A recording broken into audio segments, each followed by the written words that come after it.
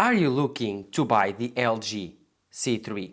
Well, if you are in the correct video. In today's video, I will talk about my experience with the LG C3 TV. This is a 4K 120Hz capable OLED display panel from LG.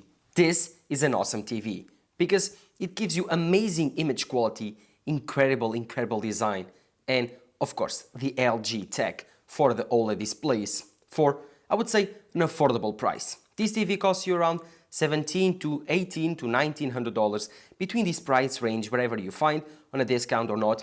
I think I bought this TV for around 1700 euros, so about $1800, so you'll be able to find it there on the States for about $1600 if you can find it on a discount. So this is an awesome TV with an awesome image quality, so much things to talk about, AI features, an amazing smart TV ecosystem and system itself, and so many features like 4K 120 frames per second. There's so many things you can do with this 4K 120Hz 55-inch panel. So if you are excited, drop a like down below, subscribe to the channel. Let's talk about the LG C3, shall we? So the LG C3 came out this year, about 5 months ago. And before this one, I was using the LG G1. This TV, I was using it on my parents' home. And I made several videos about it. I think it was 3 in total. And I loved it. It was a huge 65-inch TV, I think, from LG. It was the G1. So the top of the notch of the lineup. But at that time, I also talked about the C1 and then, of course, the C2. But 2 years later, I decided to buy the LG C3. It's a more affordable option, about $1,000 cheaper than the G3. If you can find it cheaper, then tell me in the comments down below because that's a huge deal. But again, it has 95% of the features as the G3.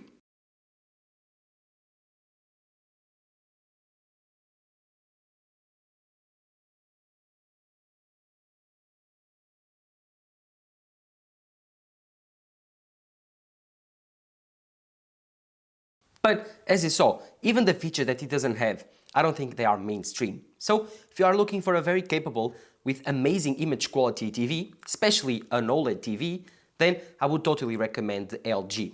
Why do I prefer LG TVs to Samsung TVs and Sony TVs and other TVs in general? Well, because I think the image quality is the most true to life possible, and I don't think they are truly exaggerated on the saturation, on the brightness. They don't dabble with those stupid QLED technology TVs that Samsung likes to talk about. I don't really care if it's an 8K TV that is not OLED. I don't like non-OLED TVs like LCDs, mini LEDs. Those, although have more resolution, although they seem to have better specs on paper, they're not as good or organic looking as the OLED TVs. OLED for life for TVs. And I think most people can agree with me. When you first buy your first OLED TV, you will love it. And you will never go back. Once you go OLED, you never go back. So yeah, these organic LEDs are insane and I love them. Of course, this is a very sharp 4K panel that is able to reproduce 120 frames per second when you connect it via the NVIDIA port or the ARC port, the HDMI ARC port. Well, this TV has so many features like this because it's not just a 4K OLED TV. It's also capable to be a gaming monitor, a PC monitor. There's so many things you can do with this amazing TV that I don't think you are probably thinking right now. But again, this TV is not for everyone because it's very expensive still. It's still around $2,000 at its fullest price. And so not everyone has $2,000 to spend on a TV. So why? Why would you spend $2,000 on a 4K OLED TV?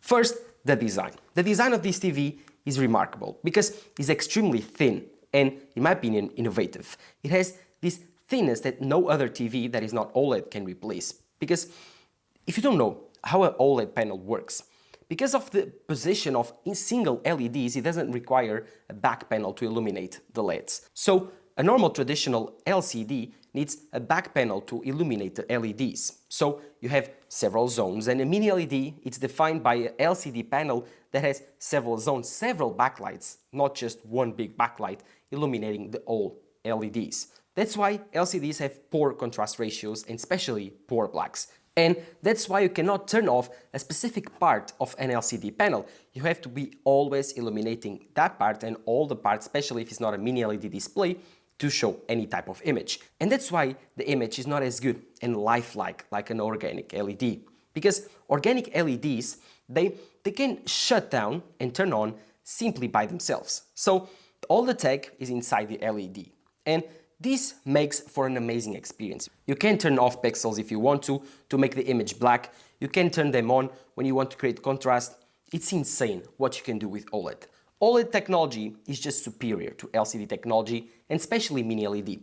Much brands like Samsung like to talk about the QLED technology, and of course they like to talk about mini LED. But mini LED is nothing more than LCD on steroids, because instead of having one backlight, you have several. And at the end of the day, they're not even close to an OLED TV. So OLED can give you insane thinness, can give you insane colors. Why would you choose LCD panel technology? But again, coming back to the design, this TV has very, very thin borders, very thin bezels. The stand is extremely beautiful. I think even better than the LG B3 and the LG G3. So I think this is my favorite stand out of them all. And of course, the LG C3, the TV that you are watching behind me, is extremely, extremely thin and light. This TV, it's a 55-inch TV, and I think it weighs about 30-something pounds, 40 pounds at maximum. So it's not heavy, like you can pick it up by yourself. While the G1 that I had at home, gosh, that was very, very heavy. This one, it didn't. I could pick it up by myself. 40 pounds is not much, it's about 20-something kilos, 20 kilos. I don't think it's that heavy, and I think that with this design, thin bezels, thin borders, everything on this TV is small, thin and compact, and the stand is extremely beautiful. I think that is one of the best looking TVs on the market. And if you are looking for an aesthetic living room, I think that this TV will fit right in. This is a 55-inch LG TV. There are several sizes. The LCC3 comes in several sizes. It comes in a 44, 48, 52, 55, 65, and then 73 and 83. I think these are the sizes. Correct me if I'm wrong. And these sizes are insane because you have a huge spectrum between sizes. A 44-inch TV is a small TV. It's almost like a gaming monitor or a PC monitor. Then you have the middle ground, the 55-inch TV, like this one. And then you have the huge room-filling 83-inch TV. All of these are the same TVs. But take note that the 44-inch and I think the 48-inch, the smaller sized LG TVs, they have less brightness than the higher size, like the 83, the 65, and even this 55, I think it has the standard brightness for this TV. And talking about the brightness, let's talk about the panel on this TV, which I think is the best part of this TV. Not just the software, not just the integration with your smartphone, no, the panel. The panel on LG TVs is just the best part because it's so good. Like LG has completely mastered the OLED technology. Although it seems weird, LG together with Samsung are the solely producers of your iPhones or Android phones OLED displays. Although Samsung produces the majority of these displays, LG also has a cut on this market. And so they know how to produce OLED displays. They are complete rivals with Samsung, and I think they do it better because Samsung displays have this saturation to them that I cannot tell you why, but I think whenever I compare an LG TV to a Samsung TV, I can already tell by it. Like just by looking at both them two, no branding, none, I can tell which one is the LG and which one is the Samsung. Just by the sheer saturation of the image of the Samsung TV. It just has that Samsung look that I think you know what I'm talking about if you like TVs or you were looking for one on the market. And I think that the LG is more calibrated, it's more neutral, it gives you lifelike colors that I much prefer. I do think that this TV is also better calibrated in several modes. You have the optimization for gaming, you have the power saving mode. Right now it's on the power saving mode and it's still incredible, the colors are incredible, the brightness is incredible. You can change this on the menu which is revamped. This is insane. You can choose several settings for this display and in all of them is really good and really well calibrated. This is again 120 Hz capable. So you can connect your PC, your Mac, to game here and game on your console if you can support it. I don't think PS5 supports 120 Hz, but if it does, you can play here on the LG C3 TV. 120 Hz plays totally fine if you decide to use the HDMI ARC port that this TV has. So let's now talk about the ports, because I think that's also one of the advantages of this TV. So as for the I/O, we have an AR blaster, we have AV ports, we have 4 HDMI ports, 1 Ethernet port, and 3 USB-A's. Be aware that out of the 4 HDMI ports available, one of them is eARC compatible, and the other 3, as well as the eARC port, are compatible with 4K 120 frames per second. So, as you saw, from HDMI to USB-C to all the options that you have on this TV, I think that you will be very, very well served with the options on the I/O for the LG C3.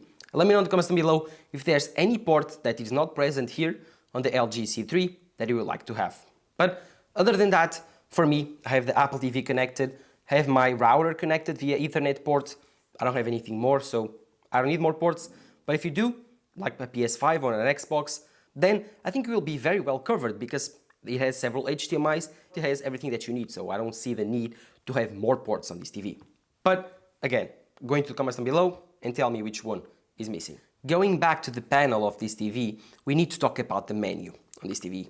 I think the menu here is good, but it could be better, because the menu, although it's very, very good looking, it has several options, it's really powerful, it can do a lot for a TV, I think it's not very much intuitive. If I give this remote to older folk, I think they won't be comfortable with this software, because I don't think it's intuitive. Just by using it, you will understand. You can look right now, like, having these several tiles, this system looks more like the Apple TV than other TVs, and having this several app section, having this huge banner at the top which is just ads, doesn't show you anything, I don't think it's beneficial. I think it should be more simple, especially for people that are older and they are used to a very archaic TV software. Nowadays, TV software is much, much smarter, and these are smart TVs for a reason. You can connect them to your smartphone, run them through your smartphone, use AirPlay. Oh yeah, and this TV supports AirPlay. You can use AirPlay with this TV. Awesome. You don't need to buy an Apple TV separated if you have an iPhone, especially because this channel is geared towards Apple. This is a very perfect fit for your ecosystem. Connects through AirPlay. You can do anything here. You have the LG app on your phone. Smart things. It works really, really well. Now that I'm going to talk about the app, I can show you here. You can just open it on your iPhone. LG Smart Things that control your TV. Download apps, software, upgrade your TV. Anything you want to manage on your LG C3, it's here. You can create automations on your phone. So I do believe this is a great option. But going back to the menu, there's no chance that a non-geek person will do it. So make TV software more intuitive, easier to use for older folk. I'm a techie guy, and even I sometimes have trouble going through these menus. So please, LG, Samsung, Sony, I don't know, if you are watching this video, any TV maker, please change this setting. Controlling this software should be also more intuitive, because we still have these weird remotes. This one right here, this is the remote of the LG C3. This is the same remote as the LG G1 that I have. 2 years, no evolution on the remote. This is archaic. Although easy to use, and it has all the buttons that I need, I don't like the Netflix button. I don't like having these ads on the remote, the Netflix button, the Prime Video, Disney Plus. I don't need this. I don't need specific buttons to streaming services. I don't. I just want my number pad, just want to up the volume, up the channel, the silence button, home button, settings button. That's it. Don't need more than that. Please give me a more simple remote, or don't give a remote at all and let me control it by my smartphone. But I don't think that's a great idea for older folk. Give me easier to use, bigger sized buttons on this remote. This is not bad, but I think you can do better, LG.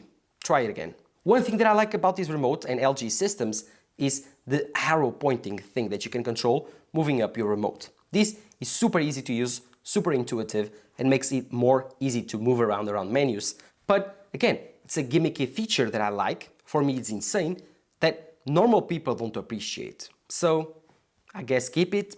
I don't know what to tell you. It's a good feature, but again, most people don't really care. As for the customization options, you have several here. You can go into the option menu, and here you can change which type of setting do you want to put your TV on, the mode, the AI mode for the sound, the AI mode for the image. There's almost an AI option for everything here. the AI option for the brightness, AI option for everything. It's kind of confusing, like brands now use the word AI for everything. It's not. It's not AI, it's just an algorithm that will determine by the image that is passing through your screen or the sound that is passing through your speakers, which is the best sound profile or image profile to use. That's not more than that. There's no Bard here, there's no ChatGPT built on your TV. No, this is just AI. AI. Shame, LG. Shame.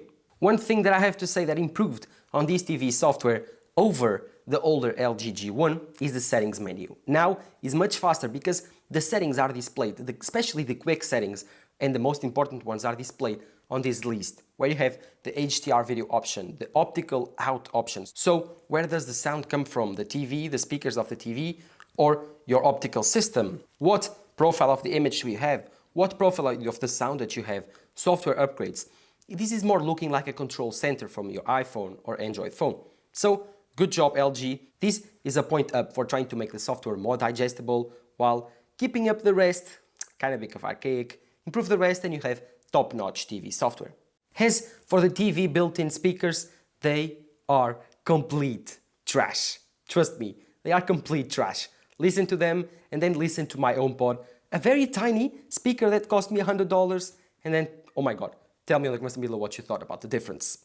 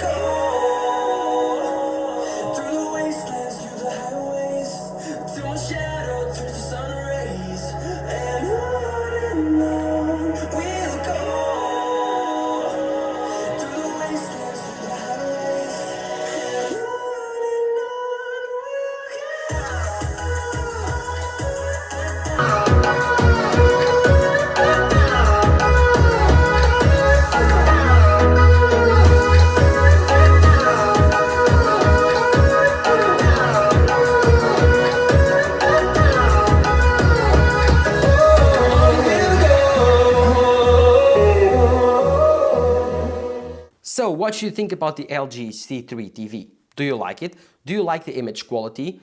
Do you have any better option for it? Any replacement? Let me know in the comments down below.